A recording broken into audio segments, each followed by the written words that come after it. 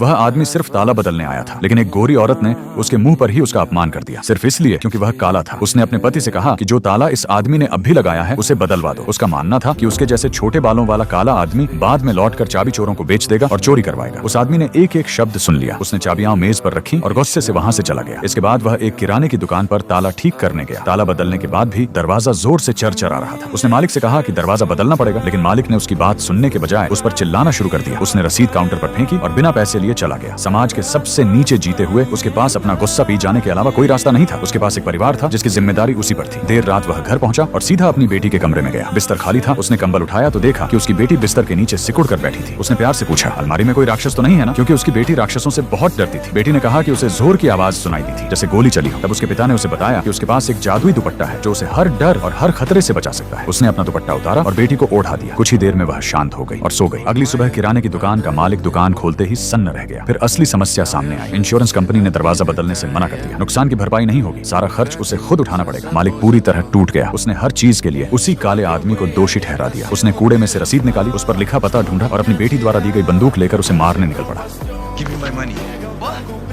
उसकी बेटी ने सब देख लिया। उसने उसे अंदर रहने के लिए चिल्लाया। वह आदमी उसे रोकने की भीख मांगता रहा, अपना बटुआ खाली कर दिया, लेकिन बूढ़ा आदमी गुस्से में अंधा हो चुका था। अचानक उसकी बेटी बाहर निकलकर सड़क के बीच खड़ी हो गई। वह घबरा गया और जोर से चिल्लाया। मालिक रुक गया, सब कुछ जैसे थम गया। तभी बेटी ने कहा, कोई बात नहीं पापा, मैं आपकी रक्षा करूंगी। उसने बेटी की शर्ट उठाई। वह पूरी तरह सुरक्षित थी। दरअसल मालिक की बेटी जानती थी कि उसके पिता का गुस्सा बहुत खतरनाक है, इसलिए जब उसने बंदूक खरीदी थी तो उसमें नकली गोलियां डलवाई थी। वही एक चीज थी जिसने इस भयानक हादसे को होने से रोक लिया।